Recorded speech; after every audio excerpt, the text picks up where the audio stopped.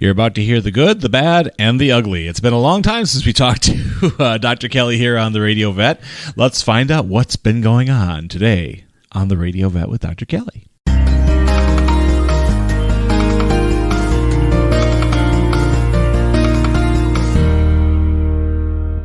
Thank you for listening to the Radio Vet with Dr. Kelly. Been off a couple weeks because we just couldn't gel our schedules. Busy vets and busy librarians, sometimes our ships passing in the night. So, clearly, those two careers are incompatible. So at the top of the show here, I do have a pointed question about cats. Most importantly, the cat litter conundrum. Oh. Does this come up often in your office? Because now that I'm a multi-cat household. Okay. Multi-cat. Oh, dear. I'm up to 3. Oh, that's not that bad. Okay, good to hear. There's all right. far worse. Yes, well, I read about some in the news this week. I think it was like a 25, 50 cat house. Yeah, just horrible. So I cannot get to that point. But I do notice that the cat boxes need a bit more attention than they needed prior. And I got a weird one, too. I have one of my cats who likes to watch the other ones while they go. So I need to send him to like a special clinic. It's a psychiatric thing. However, so initially I was using something called Pretty Litter. Yeah, I've heard of it. Yeah I haven't used that at my house, but I've heard of it. Kind of paying through the nose for it. And I'm like, okay, this is silly. Because one of the big parts of it is that, you don't have to change it much. It's that kind of, no, you do. It gets really nasty, really. And so I was just like, well, that's one of the main features. Is it some sort of absorbent white crystally thing? Yes, it is. Yeah, okay. And it got everywhere. Like it just clung to their feet a lot. Yeah. And so that's a problem with litter in general, is they walk it all over the place. Except I switched over to our old friend's Purina Tidy Cat, the clumping stuff. Mm-hmm. No messes, less mess. Less walking it around, less odor, tracking. less everything, and less money. And I'm like, well, I think I found the... Yeah. If you can readily find that in the unscented version, that would by far be the best for the cats. Yeah. They have a Glade one. I was like, that seems a little intense. That seems a little overkill, Want to make your cat hate its litter and avoid using it? Absolutely. Add a strong smell. It actually douses them in Glade. So yeah, all right, cool. That actually kind of answers my question, because it just seemed to me like I was paying a lot of money for boutique something litter. Something fancy. And one of its big selling points too is that if they're having a kidney issue, the litter will turn a certain color. Yes. I didn't quite trust that either. That sounded like baloney to me. So I was just like, I think you can buy this at the carnival too. It's the mood ring. The mood litter, of yes. Cats. Oh no, my cat is experiencing great ennui. The litter has turned blue. What does it mean? All right. Okay, folks. So there's our litter tip for the day in the form of a question, and you kind of answered it, so that's great.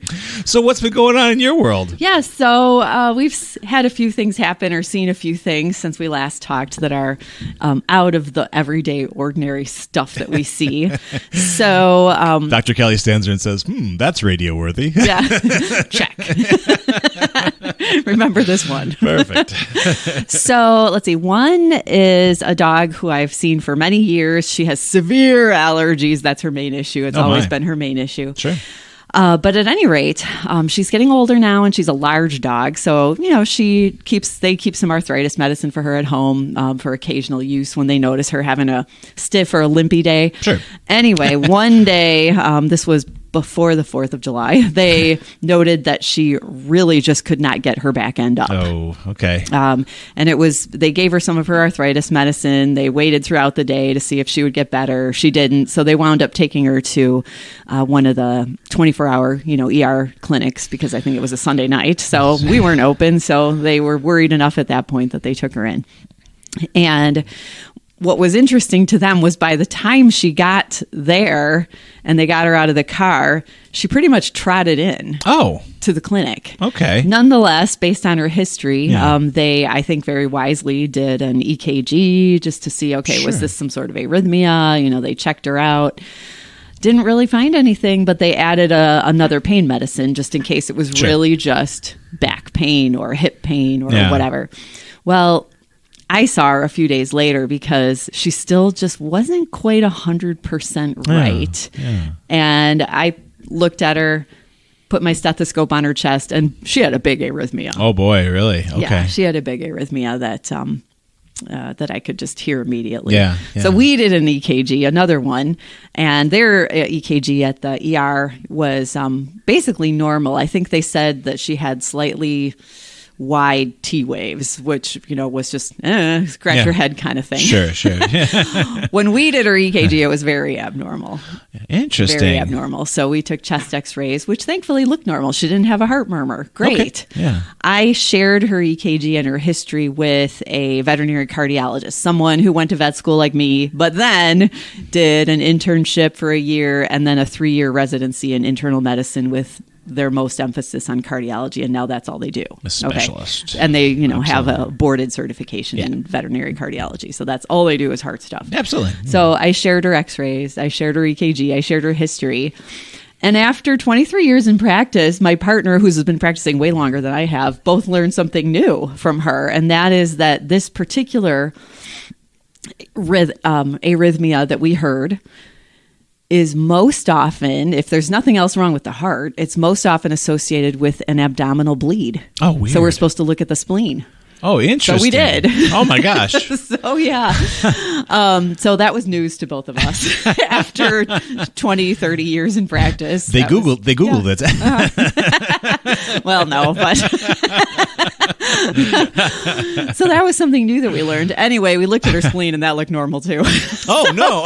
Thankfully, she's not bleeding from her spleen. Which is, which would explain the inability to rise. Sure. That would have explained, her inability to get up. Absolutely.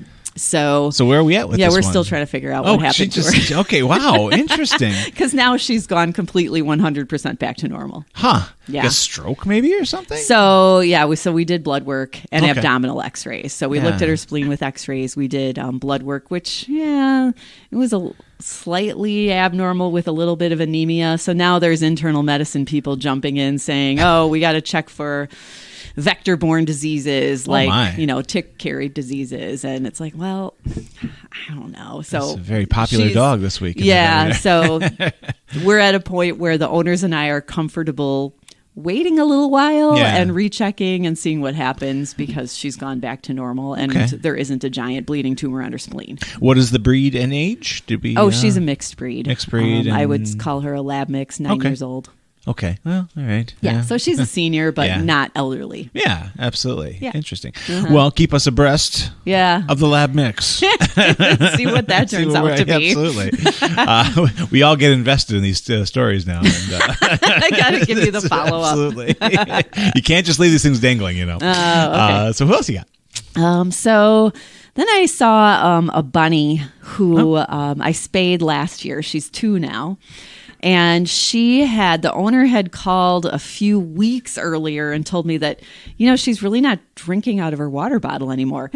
But the owner was also giving her a lot of lettuce. Okay, so lettuce, of course, is mostly water. Yeah, absolutely. It's, water with a little fiber, basically. That's right. And well hydrated and via so lettuce. We're like, all right, well, she may be getting enough water from all the lettuce she's eating. Absolutely. So she stopped drinking out of her bottle and she stopped eating her pellets, so the rabbit pelleted food. So she was still eating her hay. Okay. Which is the most important. That's important. And she was eating her lettuce and she was eating, other fresh veggies and fruit too that she really likes.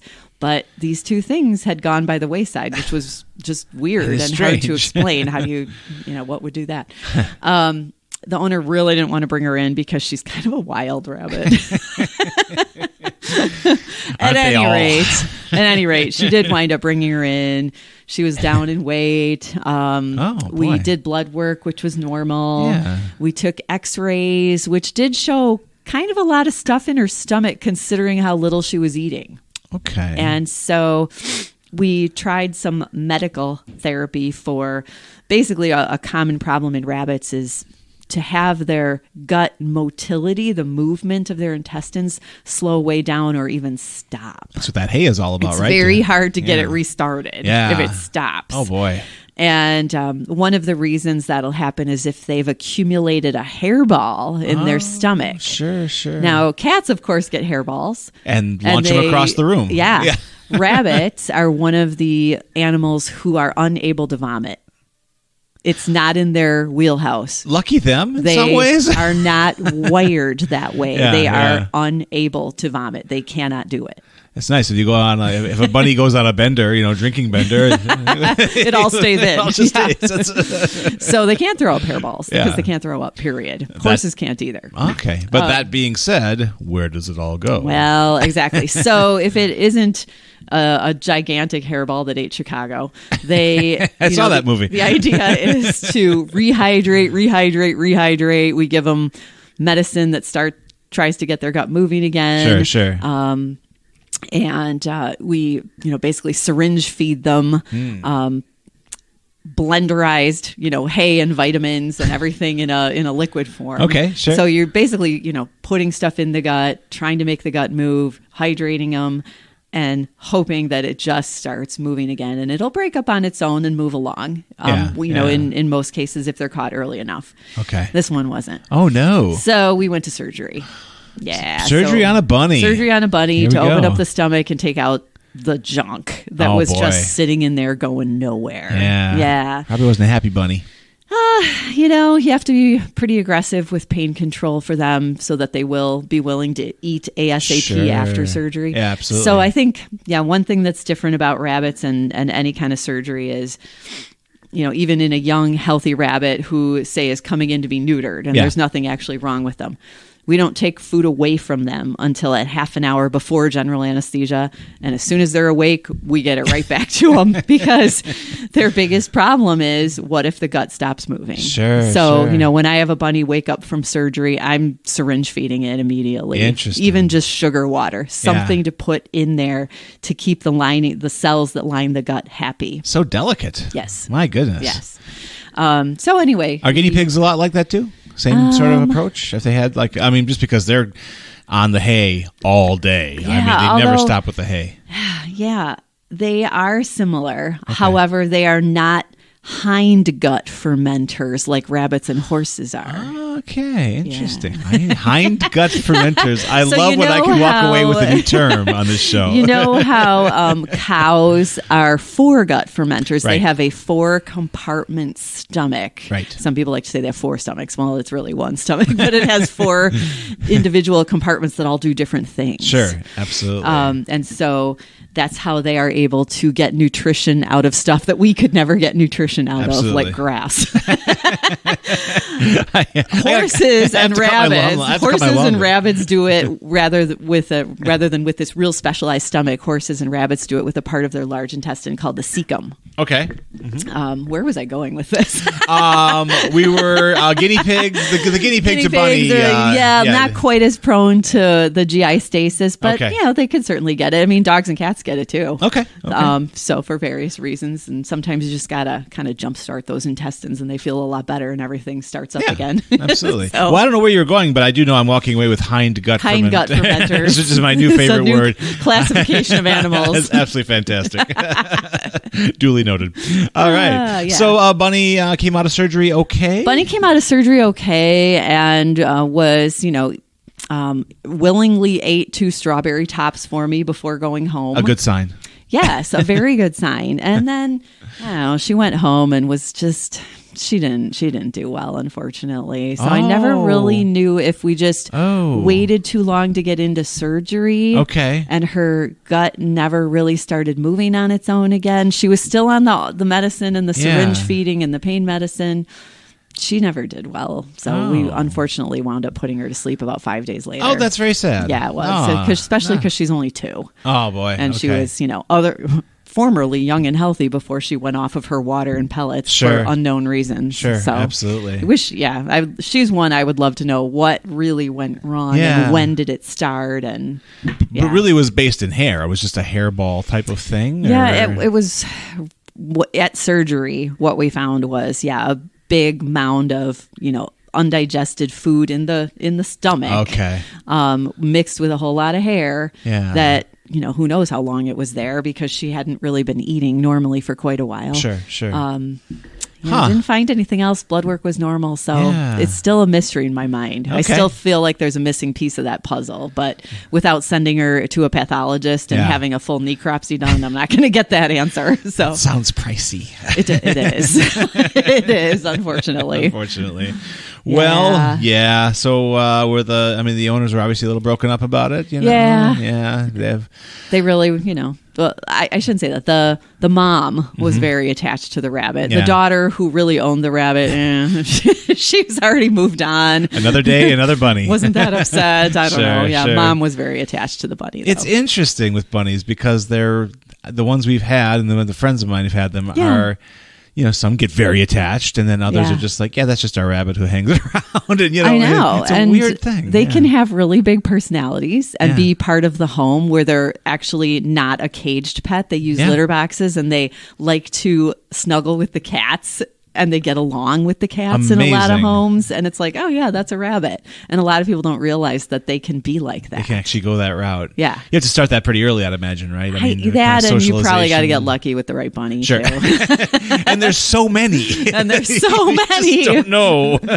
Spin the wheel. All right. Well, do we have a cheerier story to wrap the day up? Oh, yeah, absolutely. All right. What you got? What you got? Yeah. Okay. So something that happens... maybe once or twice a year in general practice, probably to all of us, is that you have a healthy patient. The patient had blood work, which was normal, and they're having I'm going to say an elective surgery. Oh. And facelift?